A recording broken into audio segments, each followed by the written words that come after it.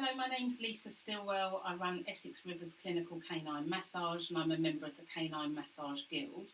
I've trained for 2 years in clinical canine massage and offer every dog a treatment that's bespoke to them and a blend of Swedish massage, sports massage, deep tissue massage and myofascial release, specifically the Lenton method, which is currently undergoing clinical trials through Winchester University.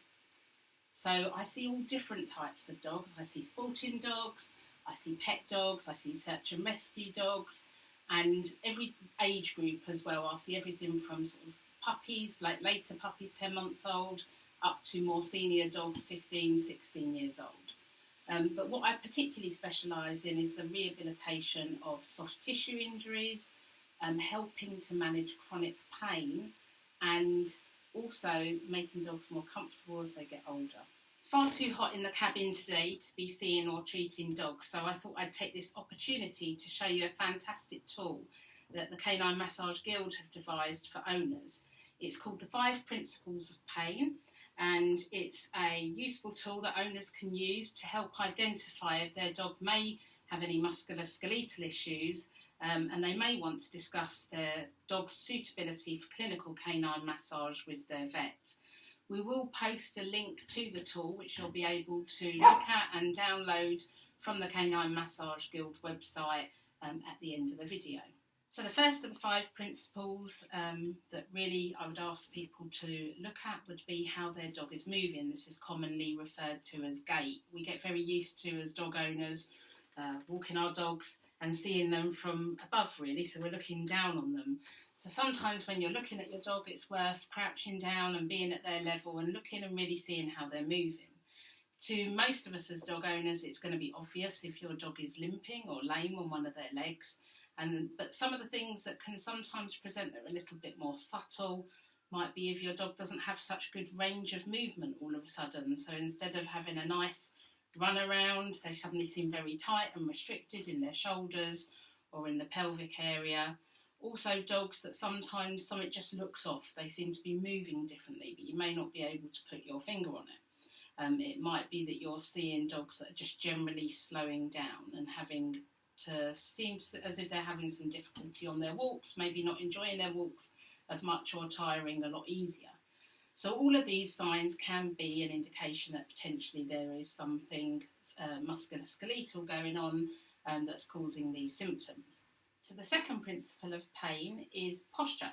So is your dog standing differently? Are they sitting differently? Are they always seeming to stick one leg out to the side?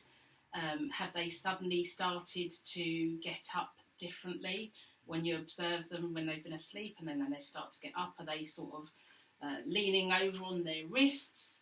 Have you noticed that they always seem to have their head down or that their back is arched or curved? So all of these things can also indicate that there is something muscular going on. So the third principle of pain is activities of daily living, and this is something that owners will often discuss when I'm seeing dogs.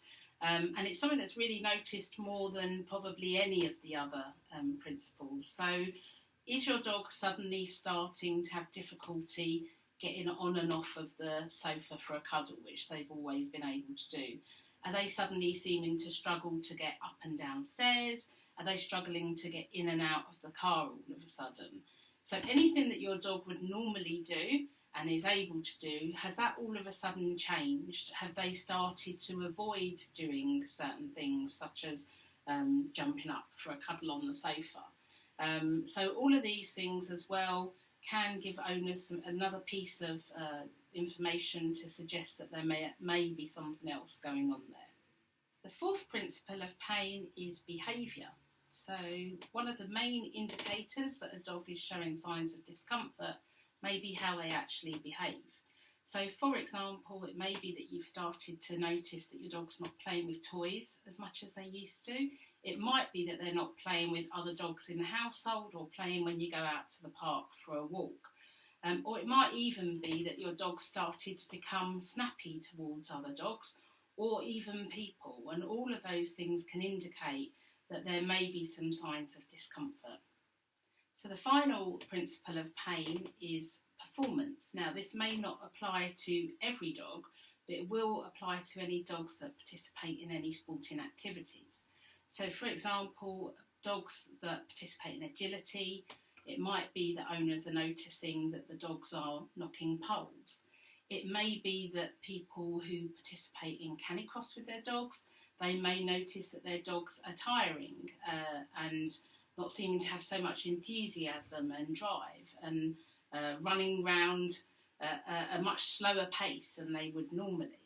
So, particularly in young sporting dogs, if there is any sort of sudden deterioration in performance, that may also indicate that there is a muscular issue there. So hopefully you can see that the tool is a fantastic aid for helping owners identify if there may be any muscular issues with their dog. The reason it's important to discuss your dog's suitability for clinical canine massage with your vet is because sometimes dogs can present with symptoms that may answer some of these, but may not actually be a muscular issue. So, for example, a lady contacted me recently about her senior dog who had very suddenly become less enthusiastic on walks, was depressed, wasn't playing with other dogs in the household. As this change had happened very suddenly, of course, I asked her to go and see her vet and try and establish what the cause of this was.